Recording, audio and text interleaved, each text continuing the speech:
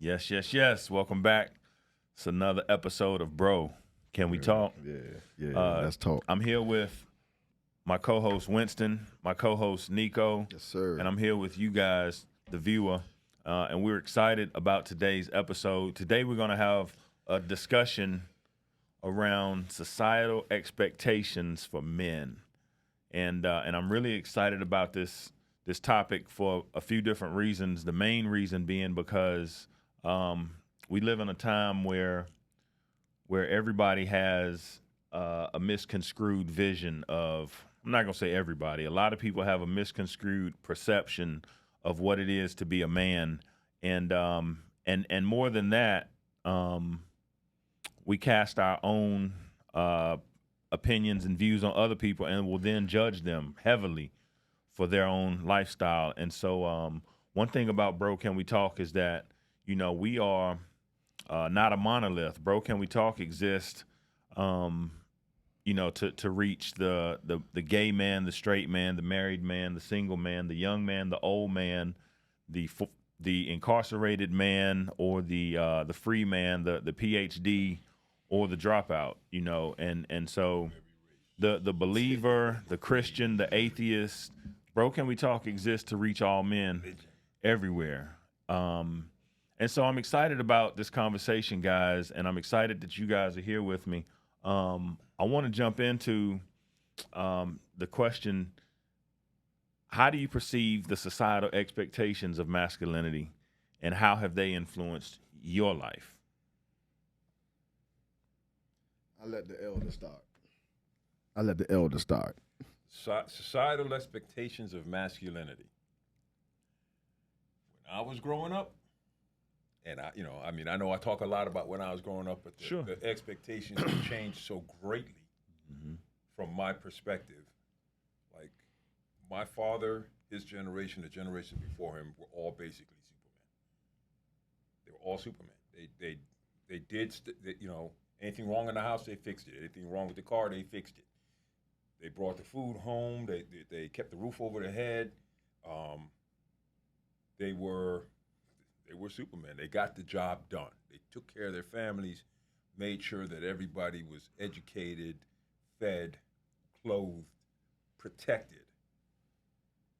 That was the expectation, societal expectation. And in my time, I think regardless of all the issues that may have existed racially and religiously and to some extent sexually back then, everybody knew what a man was supposed to do. Yeah. But as we have become more technologically advanced and that technology has affected the society, I think the societal expectation of men is diminishing. On my way here, I was listening to Ricky Gervais, comedian, talking about Kevin Hart's situation with the Oscars. What happened? I'm behind. I didn't hear that. So back in the early, I forget what year they wanted Kevin Hart to host the Oscars. Mm-hmm. Okay. But it was, I think, right before COVID, if I'm not mistaken. So back in the early 2000s, Kevin Hart had done some social media thing. I got it. Where he talked about it. His son does certain things. He his son Yeah. And he I apologized for that. I got it. And the Oscars said, well, somebody sent us this. You need to apologize now. Yeah. He said, I already apologized for that. I'm not apologizing again. Yeah. Right? Now, in my history, when you say you're sorry for a thing, right? I offend Nico. Nico tells me I offend him. I apologize. Nico accepts my apology, right? We move on. That's it. Right? 10, 20 years from now, you see where I offended Nico from where I come from. You don't bring that up again. That's the past, right? You just say, okay, Winston, I see this happen with Nico. What happened with that? Yeah, Nico worked that out. Apologize to him. He accepted my apology. We're good. You can call him in here right now if you need to. Roger that. Let's move on. I'm hosting the Oscars now. Right. Nowadays, what I said 10 years ago, that could bite me in the ass. Can and what will I be say used right against now. you. Perpetuity. Right. Yeah. So where am I allowed to grow? I think that the society expects men to be a lot more emotionally conscious, which is a positive thing, in my opinion. But there still has to be that. I think there has to be more acceptance of the more masculine energy. I think there's a reason God put us on the earth the way God did in terms of masculine versus feminine. I think that our youth need the separation from the two coming together and then educating them in how to be fully human. Mm-hmm. I think without it, we kind of get lost and we start to lean to one side without the other. Well, let me ask you this. With regard to traditional gender roles, has there ever been a time where you felt pressured to conform, if you will, to those traditional gender roles or stereotypes? And how did you navigate? Of course, growth, and that's why I wasn't.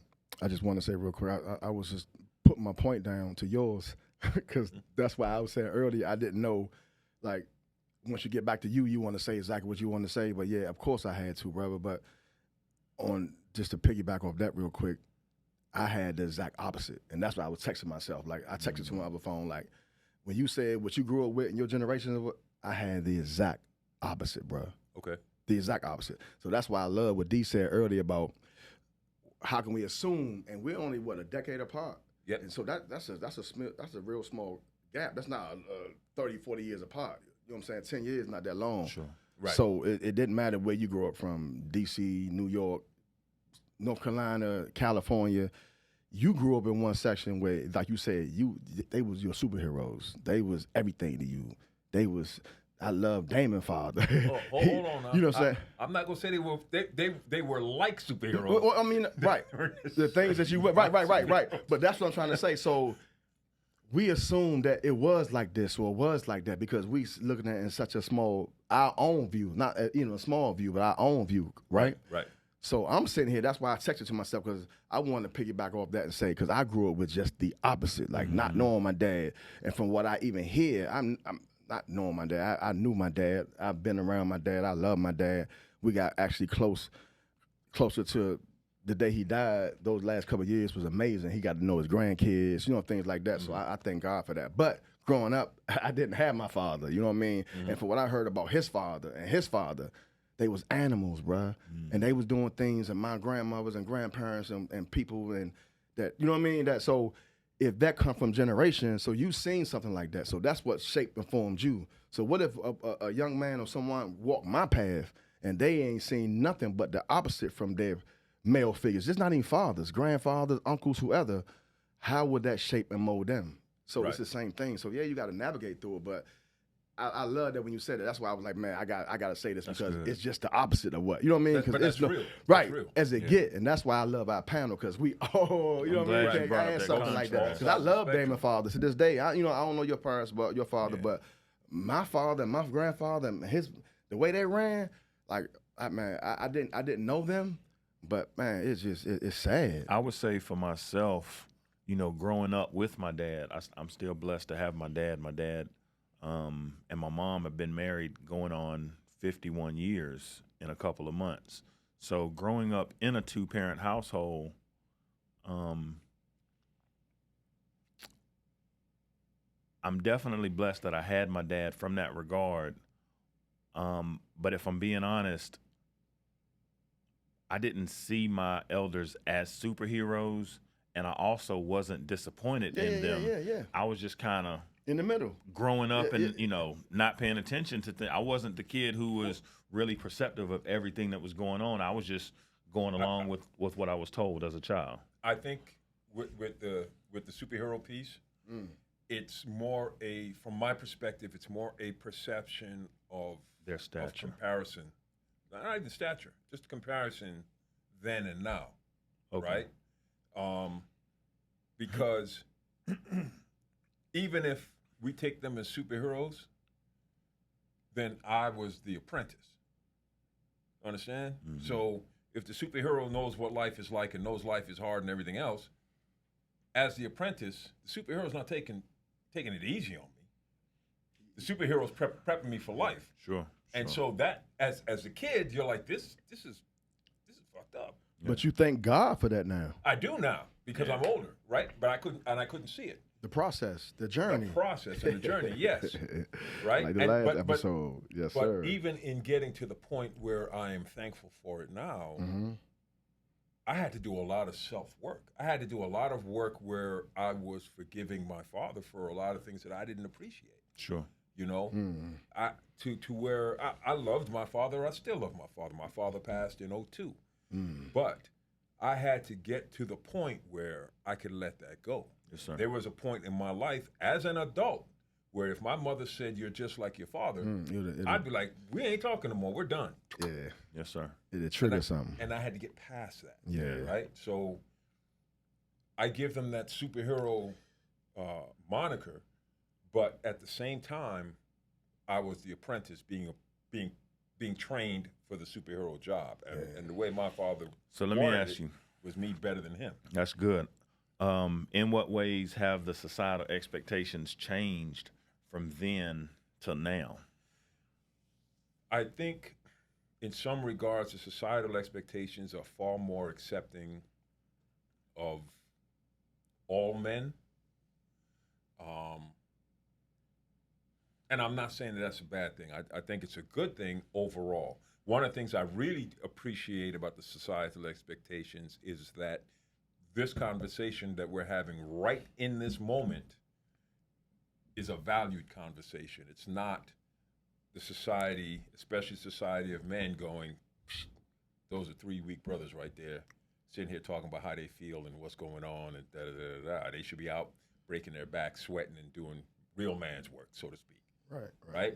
Because the other side of my youth is that men in general weren't allowed to be emotional. They weren't allowed to feel and express and really enjoy the depths of their emotions. Right. In public anyway. Right. You know, they certainly couldn't cry in front of you. Holy smokes. Right. You see a grown man cry, you stand there and look at him like you're looking at an alien. Back then, now, hey, what's wrong, brother? What's going on? So I was watching one of my favorite podcasts is Diary of a CEO with Stephen Bartlett. And he had an episode, I believe I sent it to you, with Dr. K. And the subject is there's a crisis going on with men. Highly recommend that all men take the time to watch that episode, Diary of a CEO. And one of the things that he said was that we were raised with anger. Mm-hmm. We were raised as young boys. If somebody did you wrong, somebody disrespected you, the first thing was you lean into that anger. Mm-hmm. On the football field to get hype. Let's go, son. Let's go. You're smacking upside the head, and you're getting angry to go out and execute. But that doesn't translate into good play. The relationship, because now in a relationship where there's a heterosexual scenario, it's okay in 2024, to your point, for men to cry. It's very acceptable. Mm-hmm. I am a crier. Same here. I'll tell you. But that's because I have a heart that I'm an empath. Solid, absolutely. I'm an empath, so I definitely take on other people's feelings in that way. However, I can be angry, and all of a sudden I'm the villain. So anger is the only emotion now that I'm not allowed to express. That's true, and that's not fair. Here's why it's not fair. Because, yes, I agree with you 100%. We did grow up angry. All of us. And when you got a whole bunch of angry guys, right, your friends are your friends and your enemies are your enemies, and that's it. There's simple no as in that. between. I don't care if you like the same things I do or whatever. Yeah. You on the other side of the fence. Yeah. You're an enemy, right? But from my perspective, either you want me to be emotional and you accept all my emotions, or you want me to be one way, and that's just unfair. You're right? Because Right. women, they can go the gamut, Yes, sir. and it's okay, Yes, sir. right? Like, okay, you're happy, you're sad, you're crying. That's all great. But as a man, I can't get angry. Yeah. I'm going to get angry. Okay, maybe I shouldn't go around punching So- holes in walls. Right. Right. I get angry. So with that, Nico, there's a cost to that, right? How do those societal expectations impact men's mental health in your line of work? Again, you see it. How do those expectations that the society places on men affect our emotional well-being? It's everything. After I started the barrel gun company, I started a not-for-profit. It's called From Prison to Purpose, and I just got my 501c3. We got incorporated, and Congrats, bro. really trying to do some difference down here because of what you're saying. And if we don't have the platform to do it, how can we do it? If we don't, so for me, I seen it because of the bail bond business. It's not because you did this or you did that or he. Like, it is mental health. And I mean, yeah, some of it's addiction, some of it, like you said, your girl may go off crazy. You're drinking your DWIs, but the majority of things I see is mental health. My office being right here by Herb, and you see them walking past my office every day, which I see, it's mental health. Because I talk to them, I speak to them, and they know exactly what they do. It's like I was telling my man the other day, man, you be up. They not crazy. No. As soon as the police pull up or something want to go down, and you think they in the middle of the street doing this, and they will straighten up and they know what they're doing, and this goes back to what we're saying. So yes, mental health is, but if we really apply that and really try to get better, I think we can start with mental health. But mental health is definitely that's what we need to start with. And once we fix that and can maybe have some type of platform or like recovery, we need counseling. We need Sure. to get down here, and really figure out what's going on. I think that's when it will change. So what do you think as far as those expectations? How are those expectations playing a role What do you mean by how they're playing a role? on the mental health? Like, I think they play a big role because we spend so much time covering up, hiding those emotions, Yeah. and trying to meet that expectation of, stand up, I can take it, the whole 9 yards, right? And then, like we talked about before, I can't come and talk to Nico about, he may not be there and he may not be the source of me having to stand up and let the bullets bounce off my chest, but I want to talk to him about what it feels like to have the bullets bouncing off my chest, but I can't because I don't know that Nico's going to Receive it, or even can trust him to even articulate how I feel. Well, and then the second I hang up with you, you texting Damon like, man, Nico just got off the phone for an hour. Now, I'm not saying you would, Right. but that's what we're afraid of. Right, So sure. now, not only did I tell you, I done told Damon home later on with his lady, they pillow talking, now his wife know. So that's how things make it go, and that's why we be so scared and afraid of even letting loose with anybody, because the second you do, now you feel vulnerable. Right. Now you feel vulnerable, and no man want to feel vulnerable. well, let me ask. And then we got to. The reality is, if we were okay with feeling vulnerable, we probably wouldn't Could have open the up stress and and all the rest of that absolutely. from the expectation. Absolutely, Correct. Absolutely. Do you guys believe that there are certain traits or behaviors that society deems masculine? Absolutely. Okay, and then how do those affect people who don't conform to those? Because not every man carries himself as a masculine male. But how do those expectations or those traits that we look for? Like, let's keep it a buck, man. There's a certain type of leader that if he walks in the room, no matter what comes out of his mouth next, you're going to have a hard time getting on board and following just because of his behaviors, right? Because of how he carries himself.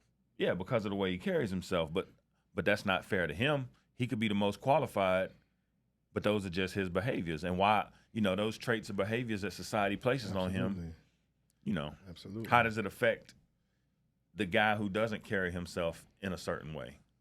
No, that's a great question, because like you said,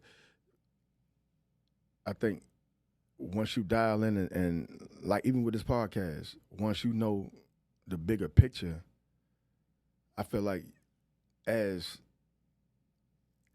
everybody wanting the same thing, like how productive is this man? So what my feelings got to do with I like him or how he dress or what he drive, or if I'm really here to do my part, Do your part. do your part. And if Right. that man is productive and leading us and productive, I wouldn't care what he did, looked like, slept with, like that ain't none of my business. You know what I'm saying? Right. But we want to get so personal with things, like you said, and how does it affect me? It shouldn't affect me, because if I got as much stuff going on as I should, nothing you should do should affect me to the point that I spend my day worrying about or thinking about or trying to deal with. Oh, I had a long day because, man, I was with Damon all day. He just drained me. Like, nah, like that should be good energy. You know what I mean? Right. That should be positive energy. And if it's not personal and we're just like, this is my boss or this is somebody, how is his production? And if he's doing what we need to do, like it's not personal for. And I think we put so much personal things in the things that we should just worry about. Are we productive? Are we moving forward? Mission focus. Mission focus. Absolutely. I'd like to shift the conversation a little bit and focus on how do we handle the intersections of societal expectation when it comes to race, socioeconomic status, sexual preference. There's some intersections. There's some intersections. So let's say. I don't speak for the gay community, right? But I can speak to the intersectionality of being a black man in a certain tax bracket. Right. I've been the guy who's delivering pizzas full time, right? Making $300 a week or whatnot, $400 a week. I've also been the guy who's making a certain number. For tax purposes, I'm not gonna say that number, but I've also been. Let's say it's 350. That's great. Yeah, I've also been the guy who was once making $50 an hour, right? And the expectations of that guy, how do those intersect, and what are the expectations? How do they affect? Let me say this real quick, bro, because like when you said that, like remember this back in the days they say money shouldn't change you, man is the money, whatever. But money doesn't make the man makes the money. Right, and money shouldn't change you. Sure. But it does, because not change who you are, because whether you have it or you don't is not the man you are, because if that's the man you are, that's not who you really are. For sure. So that's not what I'm That's who you saying. pretend to be. Absolutely. Mm-hmm. But it changed your lifestyle to the point where you don't have the same problems Sure. as that man that's making $300 a week delivering pizza. No disrespect. We Sure. all been there. And I'm Sure. a couple days, I'm like, Listen. what's the date? You know what I mean? We all got stuff to do. But a 100%. man that's making $300 an hour Yeah. don't have the same problems that man has that make $300 I think the a key week. word though is problems. The key word is problems. Right, he don't have the same problems, right? Same problems. He do or don't. He still has problems. Yeah. No, absolutely. No, he don't have the same problems, and that's all we think. Like you said earlier, we don't think people be understanding because you don't think or you assume what I'm going through or how I got Right. it. You have no idea. Because I'm looking at you through my lens. That's it. That's all I can do. That's it. Right. I haven't walked in your shoes. That's it. I've never That's hit it. that level. That's it. Right. I don't know what you exactly. And don't know what he went through to get there. That's right. Yeah. That's right. Sheesh. That's good. Say it, bro. That's good. Yeah, I think too often, man, it's easier to project than it is to understand. Yeah, we and I think this is special. I think more men than women quite frankly, because I think women do generally take the time to think about themselves and their emotional states and all the rest of that stuff. We don't. We're always focused on what's the next thing, what's the next thing, what's the next thing. But we need to take the time to sit and think about, just Nico's point, who we are, and then who we want to be. You talk about man making the money, not money making the man. Right.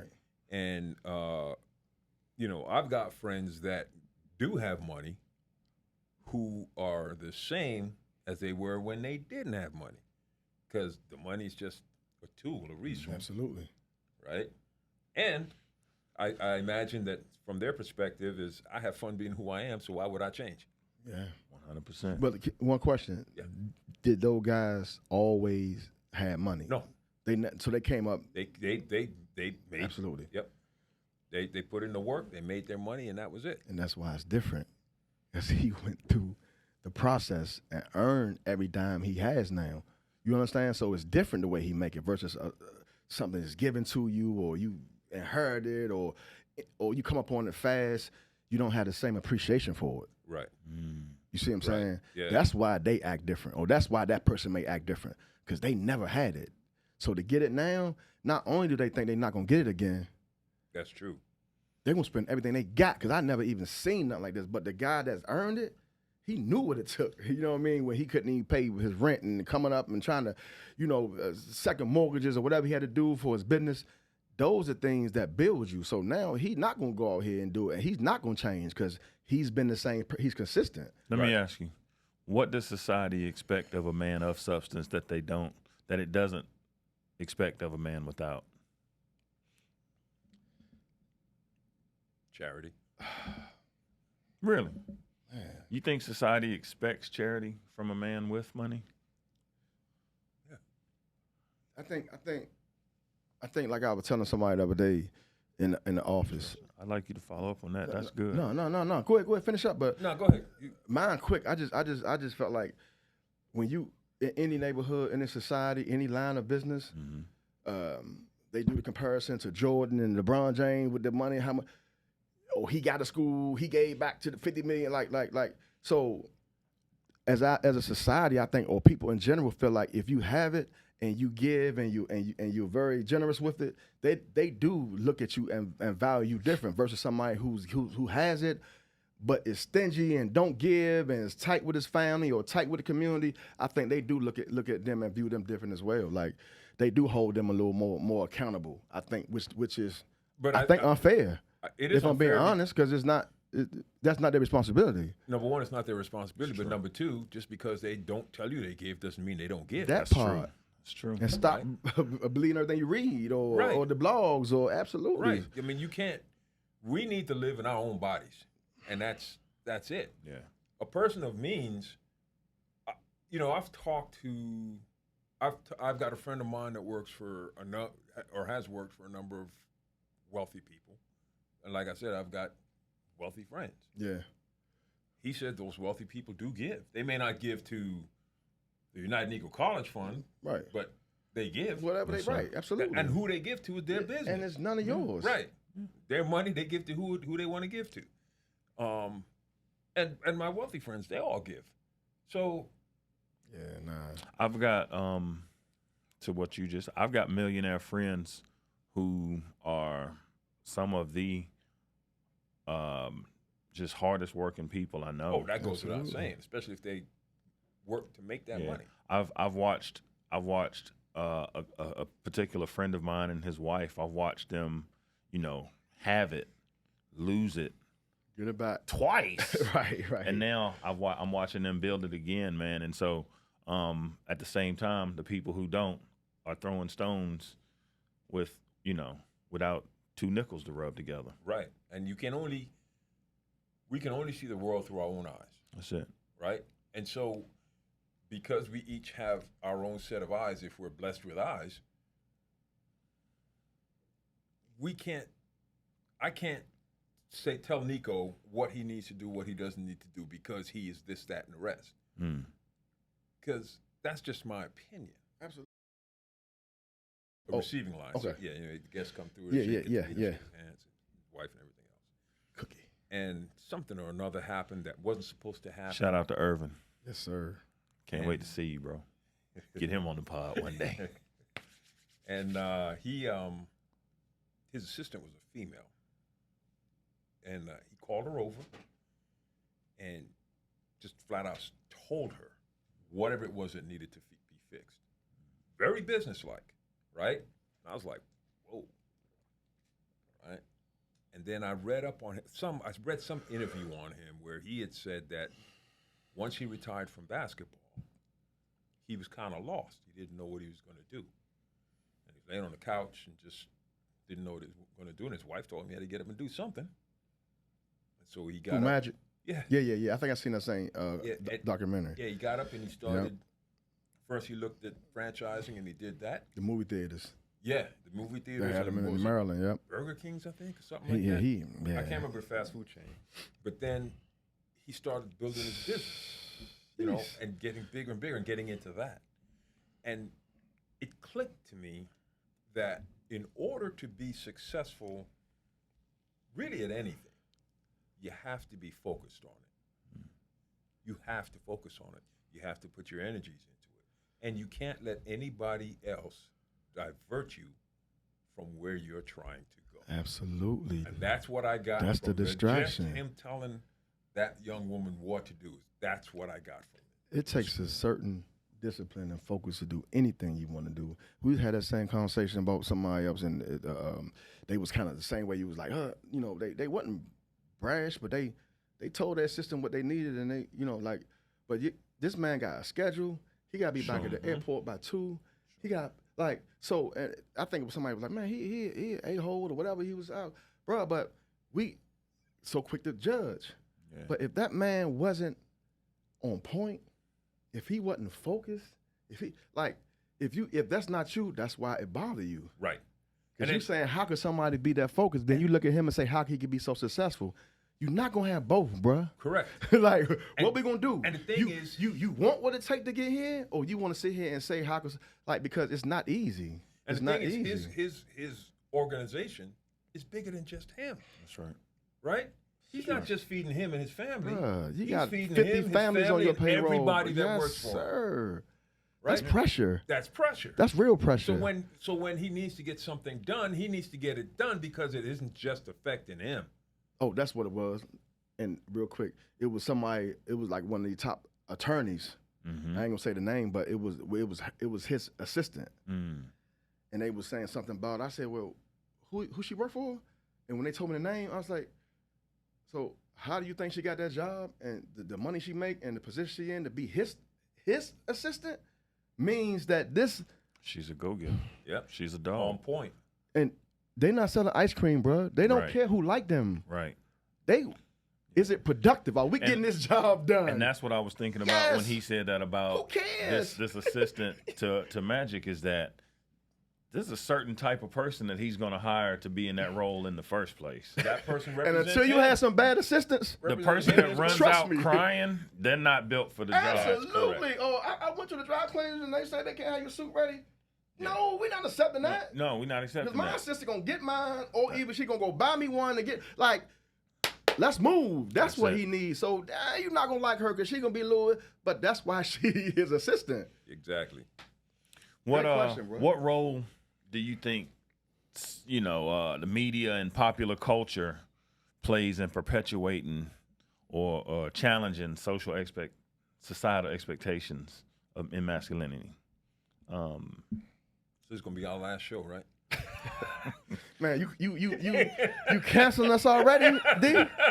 We don't want to be canceled. I heard of self-sabotage, but damn, we off the gate. I started like this. Exactly. Don't get too comfortable. Claude. What role do you think media and popular culture play in perpetuating or challenging societal expectations of masculinity? I would say that, today, but let me say this. If I'm being honest, yeah. If I'm speaking like we supposed to look at it. Some of us do, some of us don't. But that's what I'm saying. Like, yes, you might can get social media. Yeah, we may have Instagram. Yeah, you may look at society. Yeah, I watch the news every single day. My kids hate that, but I watch the news 2-3 times a day. Some people want to be informed. Read it. So read whatever you want to do, right? No, I'm saying read it. So for me, I'm saying, why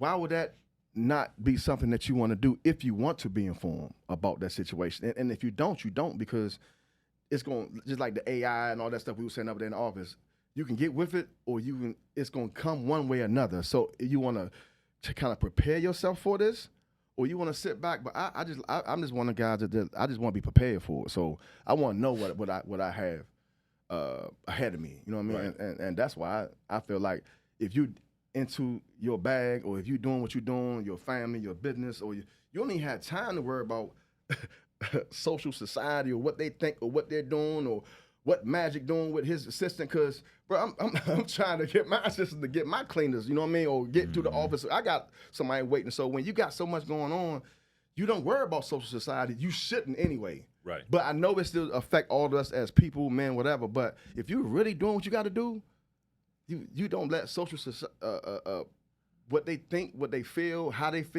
look at you. You don't have a heaven to put me in or hell. So your opinion to me, like, I should stay focused. Facts. But when I do focus on you, like my pop used to say, this might one be the only thing I remember him saying, son, why you think the horses got? And he used to always do my face like this, Damon. I was like, bro, come on, bro. But they Got those put blinders. the blinders on. Yeah. Because when they going 80, 90 miles an hour racing and they look over to the next horse, what they do? Get off track. They fall, they stumble. That's why they keep them That's it. blinders on them horses, to stay focused on your own race, your own journey. You know what I mean? So Right. you don't have time to worry about what the media say. bad post or tweet or y'all racist. Okay, lady. Good night. Join us on the next episode. I would say, though, that the media does influence our perceptions of reality overall, not just masculinity, reality overall. And what we are told, and I don't want to get too deep into the politics and all the rest of that stuff, because that's not what we're about right now. But what we are told guides how we behave, assuming we pay attention to it. I'm not all, you watch the news every day. I don't watch the news. Yeah. I read the news. Yeah. I read my news feeds on my phone, and Yeah. then I can pick what I want to hear and what I don't, what I want to pay attention to, what I don't want to pay attention to. But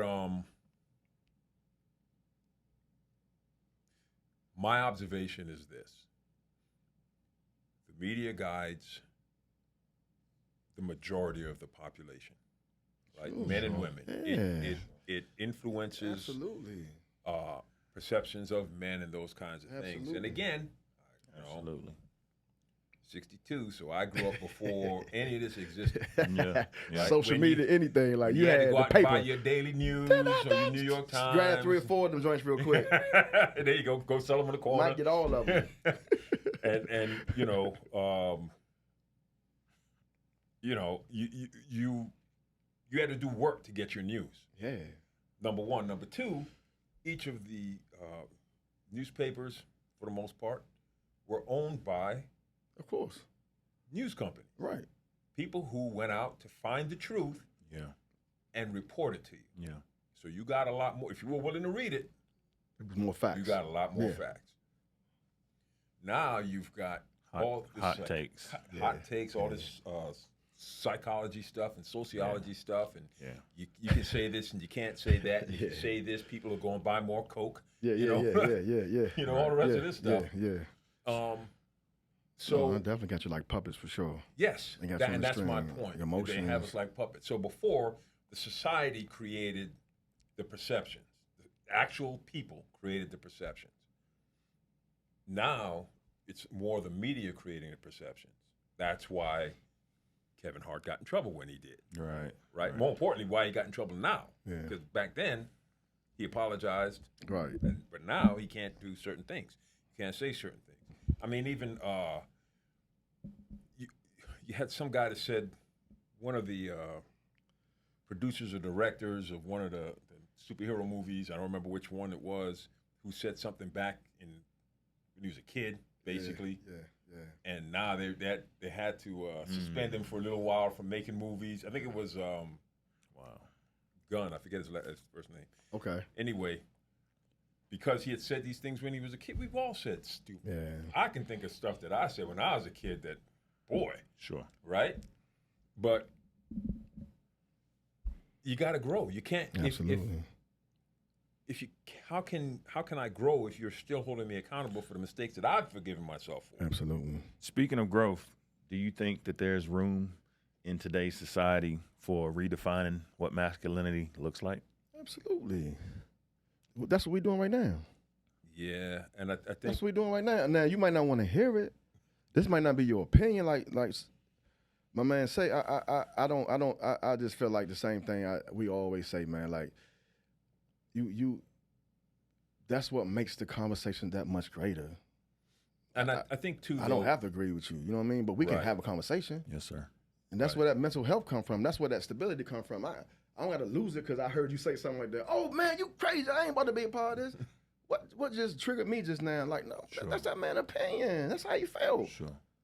You know what I mean? I love that. I love that. And that's what I feel this is doing. We can change it. We can change because people can now more so just be themselves. Because it's not about being masculine. It's about being yourself, your true and that's person. what I was going to say. That's it. That's what this. And when you and live your that's true what this life is and be about. your true person, like, That's it. who cares what you say about me, bro? I don't even like you for real. Like, you never got to call me again. I think when I met Winston, one of the things that we talked about in conversation was that there's too much beating on the chest when we walk into a room. Right. You know, it's like we instantly the champ is here. Yeah, You know, yeah, and like, yeah. bro, take it down a notch, man. We've all got different experiences. We've all Absolutely. like, you're not superior to anybody. And that's the growth. And when you realize and if you that, are the champ, you don't have to beat your chest. man, you don't. That's real. You don't. That's real. You don't. I saw a video yesterday. Because that's not even masculine, like you said. That's even now you're really hiding something. Pride. If you're being Right. honest. I saw a video. And guess what last pride night is? I think it was Wayne Brady and Mike Tyson doing every little step I take. Bobby Brown's every little step I take. They I were doing. remember they that. were like making Saturday Night video. Live or I something? remember that. No, it was on like YouTube or something. It was Oh, on YouTube. wow. Yeah, Whoa. and I was like, you got to be a humble dude, as Mike Tyson, Yeah. to be willing to do that. And I mean, like he was struggling. Sure. But Yeah, no. I mean, he's not a dancer, so that's it's okay. But at the Yeah. same time, you got to be really humble, I think, to be willing to put yourself out there and just do that. Life humbles you, brother. Yeah, that's true. That's Yeah. true. And if it hasn't yet, it It will. Yep. That's for sure. Yep. You know, that's why, like, I tell my kids, I tell, if I'm talking to people, like, whatever the day is, like, we had a great day, right? But you never can, like, be too high on it, and you never can be too low on it. You just gotta, like, it's almost like you gotta stay even Yeah, keel you because accept it as it is. because when something is too good, I think when you praise it and you like you said, you coming in like this, I think God got a way of just tapping in your head. You know what I mean? And then when you too low, your vibrations, you like God don't want us in that space either. No. Yeah. You know what I'm saying? Because now you're not no good for nobody. So if you just kind of keep it like you said, you can have money, you ain't got to show it. You could be having a bad day, you ain't got to show it. You could just I just walked in here just now and had an argument with whoever. I still got it. Let's go. Like, you don't have to always put everything on your sleeve. Like, sometimes process it. When you show up as your authentic self, you get everything that's meant for you. That's correct. Man, And because you're receiving. if I can add Yeah. to your question about perception and growth, I think the growth in perception today has to be kind of what you're saying, Nico, which is accepting everybody for who they are, right? Meet them right there, man. Everybody's doing the best they can with what they've got, Yeah. and so it's not fair, it's not right, and it doesn't support me or anybody else for me to be judgmental about how somebody else is. Man, That's just how they are. man. It's okay. Last question for you guys. What advice would you give to younger generations of men who are navigating societal expectations and the pressures? Love yourself. Love yourself. It all begins there. Why is that important? Starts with you. Yeah, it does. And Absolutely. you can't expect anybody to love you if you don't love you. You can't grow if you don't love your whole self. Man, say it, brother. You can't. You gotta love the good. You gotta love the bad, but love it all. In today's That's society, That's it. buying myself that new outfit every weekend could be, that could be somebody's definition of loving themselves, or, It can be, but It depends on what your love language is. Well, not just that. You know? It depends on where you sit. If you can afford to buy yourself that new outfit There you every go. week, great. There you go. But if that's going to make you next week decide whether you eating That's not- ramen, that's or not a love chicken, myself That was a moment. bad right. decision. That's That's what they saw. Self-medicating. Yeah, that's right. Some people right. do it. Whatever. Yeah. Some people buy. Some people gamble. Some people, like you Yeah. said, watch porn. Yeah. Whatever you self-medicate, that's just the way you trying to avoid what you really need to deal with. And we all have done that and still do. It's a process. It's a process. I would say to the younger generation that we live in a time where our society is really leadership poor. And that the best contribution you can make is to, like he said, number one, love yourself, but love yourself enough to become the best you. Yeah, man. Absolutely. When you close your eyes and you envision that best version of yourself, if your actions are not lining up with who you say you want to be, Make it make sense. then you're not loving on yourself because you're lying to yourself. So at the end of the day, we all have an obligation to make this earth better than it was when we got here. And the only way we do that is by loving on other people and serving other people. So I want to thank you guys for joining me on another great episode. Bro, Can We Talk? I want to thank my brother Claude, who is assisting us behind the camera. Claude. And That's my name. I want to thank you for tuning in, and we'll see you on the next episode of Bro, Can We Talk? Sir.